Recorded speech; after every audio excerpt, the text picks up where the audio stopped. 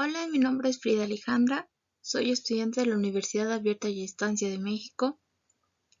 Enseguida les presentaré mi actividad, que es la asignación a cargo del docente en línea de la materia Legislación y Normatividad.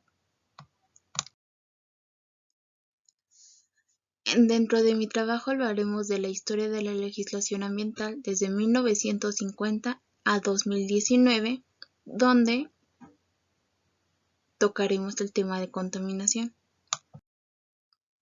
Dentro de la introducción, a lo largo de la historia, el ser humano y su desarrollo científico, industrial y económico ha surgido la necesidad de generar reglas del juego que eviten la caída del mismo, por paradójico que suene. ¿A qué se refiere esto? De que mientras nosotros queremos progresar, deterioramos nuestro medio ambiente. Entonces, por una parte quieren progresar y por otra parte quieren detener el consumo que nosotros tenemos al tener recursos naturales. La legislación ambiental misma, que surge para responder ante los problemas ambientales generados por el innegable deseo del ser humano por tratar de dominar la naturaleza, es de lo que les vengo hablando. En el caso de México, es bien sabido que cuenta con una riqueza natural inmensa en especies de animales, flora, maderas preciosas como lo es la caoba y todo ese tipo de maderas, arrecifes, entre otros. En el camino hacia el crecimiento económico y desarrollo del país, se ha creado una serie de directrices regulatorias del medio ambiente. ¿A qué me refiero con esto? Se han creado leyes, legislaciones en general, normas, las cuales cuidan nuestro medio ambiente.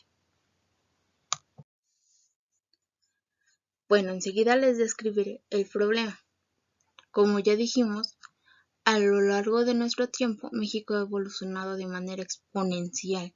Sin embargo, a pesar de esto, el saldo nacional en cuanto a deterioro del medio ambiente y el patrimonio nacional no es nada bueno. ¿A qué nos referimos con esto? Sí, como ya lo he mencionado, hemos avanzado en muchos otros aspectos, pero en deterioro ambiental hemos estado muy en retroceso, se podría decir. Por décadas, el abuso y la transformación inadecuada de los ecosistemas. ¿A esto a qué se debe? Bueno, a los caminos, a los puentes, a cambios de usos de suelo, etcétera, etcétera. Incluso predominó el pensamiento de la renovación de los recursos naturales era limitado. Que no podríamos, pensaban que no podríamos renovar los recursos naturales, pero a lo largo del tiempo se demostró que este pensamiento era un engaño, una mentira, pero el resultado de esto fue deterioro ambiental y pobreza social. Enseguida les hablaré sobre el estancamiento de la visión ambiental, que abarca desde 1940 a 1964. Bueno, a partir de 1940, el interés por la conservación ambiental disminuyó muchísimo, y esto hizo que despegara la actividad agrícola en las tierras de riego, y la agroindustria. En 1942, el presidente Ávila Camacho, reconociendo el deslave de los terrenos gracias a la agricultura y los terrenos deforestados, creó el Departamento de Conservación de Suelos dentro de la Comisión Nacional de Irrigación para estudiar los problemas que tenía la tierra sobre erosión. En 1946 se expedió la Ley de Conservación de Suelo y Agua, cuyo objetivo era fomentar, proteger y reglamentar la conservación de los recursos. En el sexenio del presidente Adolfo López Mateos, que fue de 1958 a 1954, existió un intento de reorientar la política forestal para detener la destrucción de estos ecosistemas, y es cuando se formó la Ley Forestal para remover obstáculos para la producción forestal. Después sigue la destrucción de los trópicos y el inicio de políticas ambientales, que abarca desde 1965 a 1982, Bueno, a partir de 1965 el crecimiento de la producción agropecuaria fue menor. Al contrario de esta, la demanda de cárnicos se incrementó en el país. En el tema forestal, una reforma a la legislación en materia canceló las concesiones a las empresas privadas y dio el esquema a empresas paraestatales, o sea, del país. Se declara la selva lacandona como área natural protegida. Dentro igual de este mismo periodo, se expidió la Ley Federal para preservar y controlar la contaminación ambiental. En 1972 se reúnen los jefes de Estado en la Conferencia de las Naciones Unidas sobre Medio Ambiente Humano, celebrado en Estocolmo. Bueno, ¿de qué se trató? Sobre lo que nos hacía la contaminación a nosotros como seres humanos. Y en este periodo de tiempo se establecen muchas áreas protegidas. Como se dieron cuenta del daño que les hacía la contaminación ambiental, se establecieron muchas áreas de protección, se hicieron parques ecológicos, etcétera, etcétera, para proteger nuestro pulmón de aire fresco que teníamos, se puede decir. Enseguida les hablaré sobre las bases de la política ambiental y un nuevo sistema jurídico concurrente para la protección del ambiente y la preservación y restauración del equilibrio ecológico dentro del periodo de 1982 a 1994. La reacción social organizada ante la evidencia del deterioro del ambiente incrementó.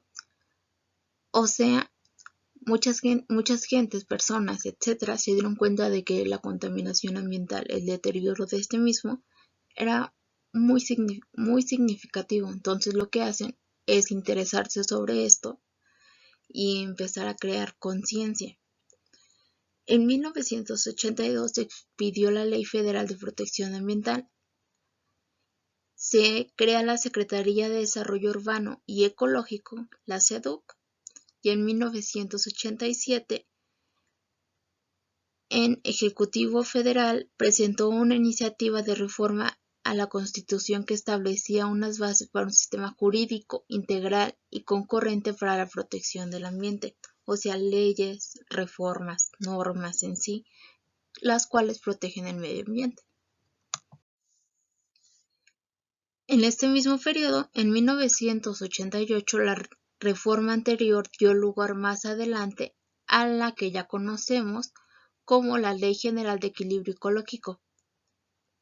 En 1992, dentro de la Cumbre del Río, como se llama comúnmente, México modificó su estructura institucional y la SEDUC fue transformada en la Secretaría de Desarrollo Social, como la conocemos hoy en día, SEDESOL.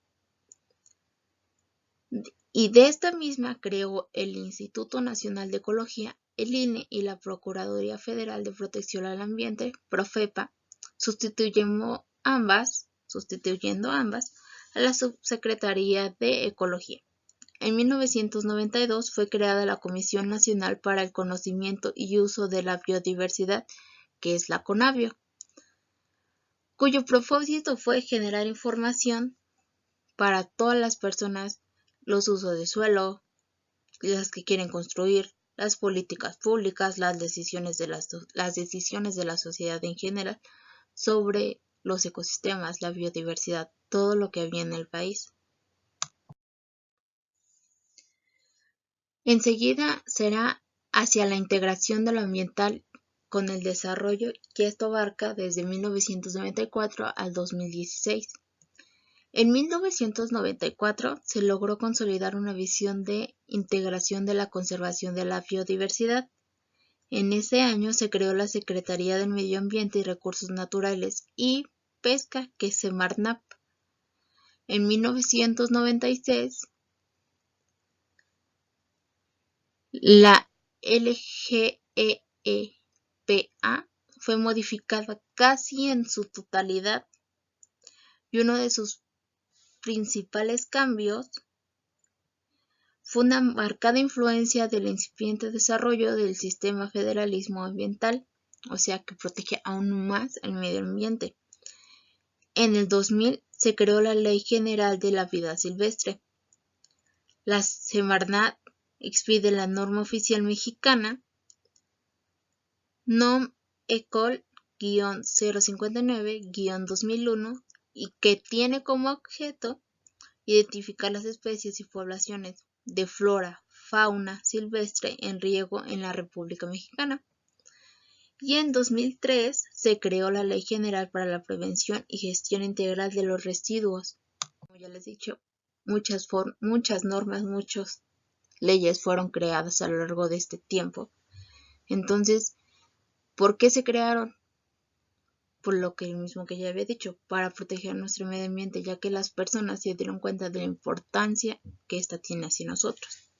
Bueno, dentro de esta fecha igual se publica en el Diario Oficial de la Federación la norma oficial mexicana NOM-117 de la Semarnat-2006 con el objetivo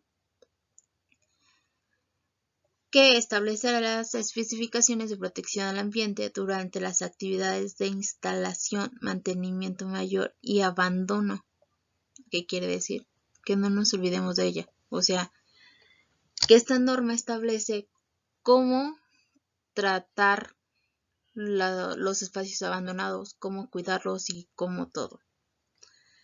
En 2018 la Ley General de Cambio Climático y se promulga la norma oficial mexicana, la norma 120 de Semarnat, 2011, y donde se establecen las especificaciones de protección al ambiente para las actividades de exploración minera directa de la zona agraria. Bueno, dentro de las noticias recientes podemos ver estas que son demasiado recientes dentro de este año, pues es la contaminación y calidad del aire del Valle de México. Ya pudimos ver, se crean contingencias ambientales donde